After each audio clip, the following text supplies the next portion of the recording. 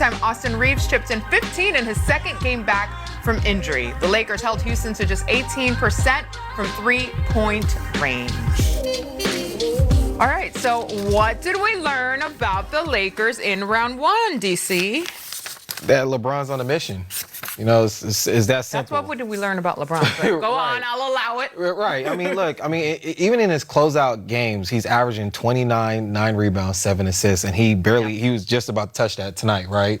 I mean, if you watch that game, you couldn't tell me who's the youngest player on the court by just his ability to go downhill, transition. I mean, he's everywhere defensively. He's cutting. I mean, this guy is on a mission. He really has the ambition of trying to lead his team, and he did that this series. Yeah, no, but for me, I think it's Marcus Smart and Luke Kennard, right? The fact that they were able to get, especially with Reaves out, they had opportunity to get the ball in their hands more. You know, all season they kind of took a backseat role and let Luka, Reaves, and Bron do their thing, but you know, them coming out and, you know, Smart averaging 16 in the playoffs, hasn't those numbers since Boston. So I think it's going to be important for those guys, especially they have the rhythm for the next round against OKC. Yeah, and I'm with you, TT, because the fact that Luke and AR were out for a little bit, it did kind of elevated Marcus Smart, DeAndre, and even Rui's game a little bit to go on to next series. And they're, like you said, they're going to need their confidence moving forward. No question. Every bit of it, too, as Luka still remains sort of week to week, not close to really being into that contact activity. But in the absence of AR and Luka throughout this series, Rui really stepped up. Hachimura just finishing the series shooting 59% from three. How pivotal was he for the Lakers in round one, Tristan?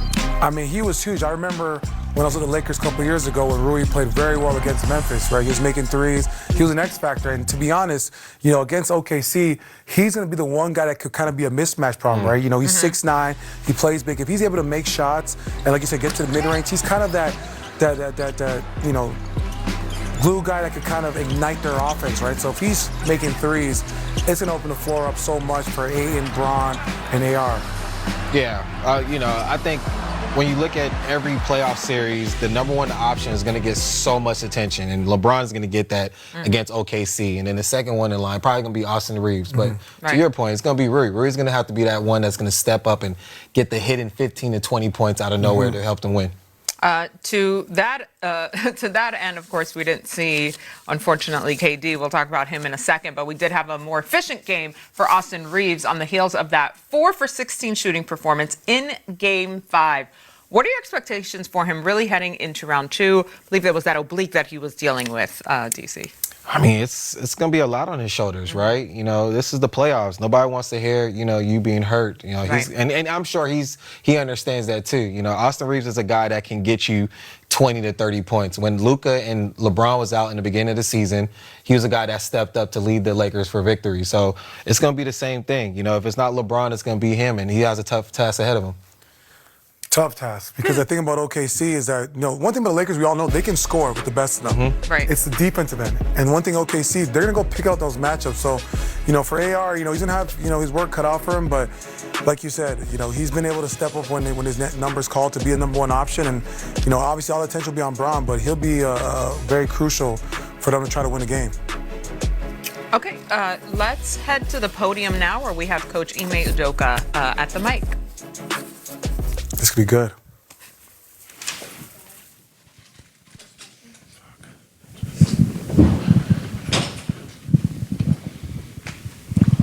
Coach, I know over the last 2 games, you guys have built some you know, fire and some speed going into this game, but just talk about the emotions following, you know, what was a pretty poor shooting performance tonight. Yeah, I mean, everybody's disappointed, no doubt. Not what we expected, you know, coming into the game tonight or the series in general. You know, we all thought we'd be taking it back for Game 7. But to your point, you know, tough night for a lot of guys. You know, shoot 35% and only score 78. You're obviously not going to win, even if you defend the way we did, which is giving up 98 and them shooting only 40% on any average night. Obviously, it's a comfortable win, but feel like that really hurt us in the 3 games outside of Game 3. You know, shooting, I think, 36% first game, 40.5% Game 2, and then 35% tonight. So those are hard to overcome, and it's tough when a lot of guys are struggling like that. You know, we need somebody to step up there, and one or two guys to kind of stem the tide. Ime, as much as you're willing to share, what was your message to the guys post-game in the locker room just now? Yeah, we're disappointed, and you know, it feels like 2 years in a row in the playoffs, kind of getting behind the eight ball a little bit. How we can avoid some of those things, but also proud of them for fighting back down 3-0. And like I said, the expectation was to come out tonight and obviously play a better game and take it back to LA. So we're all disappointed as far as that, but minus, you know, some injury, non-luck for us. You know, I think a lot of guys showed tremendous growth this year, and even in this playoff series alone. And so that was part of it. Stayed the course. You know, we all got steps to take, and a lot of them did that this year, but ultimately didn't meet our expectation. And just from your perspective, why do you think it was such a struggle to put points on the board tonight? I mean, they switched a little bit more. We didn't create any advantages behind it. Got a little stagnant at times, but then you know, we didn't offensive rebound. We didn't play with pace. All the things that we did in the last two games to kind of get advantages. But when they did get to go to some switching, had some decent shots. I felt like we missed some opportunities when we got to the paint and missed some passes, made some good passes, missed wide open shots, and then, like I said, just a tough night on a lot of guys. Throughout the last two seasons, even when you were struggling shooting, you still were able to kind of dominate on the boards. Did it surprise you at all how well the Lakers were able to rebound throughout the series, especially tonight? The last two games, for sure. Like I said, last game being our second worst of the year with only 6, and then I think we might have got 8 tonight. You know, just way too low for us. Not sure. Obviously, it's point of emphasis coming to the series, but we did a really good job in the first 4 games with that. And so, an area we dominated all year and struggled these last 2 games, no doubt, especially with the poor shooting. But give them credit. Obviously, it was a focal point for them, and they did a good job there.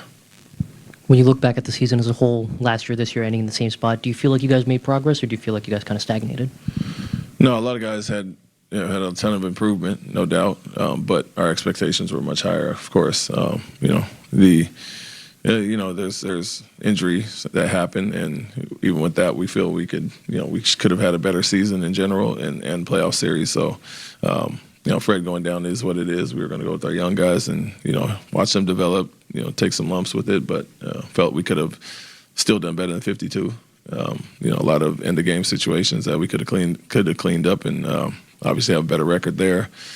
Steven goes down. That's a tough one for a lot of reasons. He's very unique in what he does, and you know, definitely no fall off when he comes in, and then Kevin obviously late, and so it's almost like losing a point guard is one thing, losing the big is one thing. We could probably absorb a wing better, you know, with our depth there, and just lost 2 really unique guys for what they do for our team.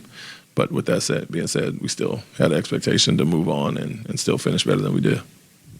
Coach, as a follow-up to that, can you speak to, and I know the season just ended, but where you saw the growth from your young players the most? I mean, does anything stick out? You say, despite all those things you just named, what was the positives? Yeah, I mean, you know, having really big moments throughout the season for us. Yeah, we could point out a lot of guys.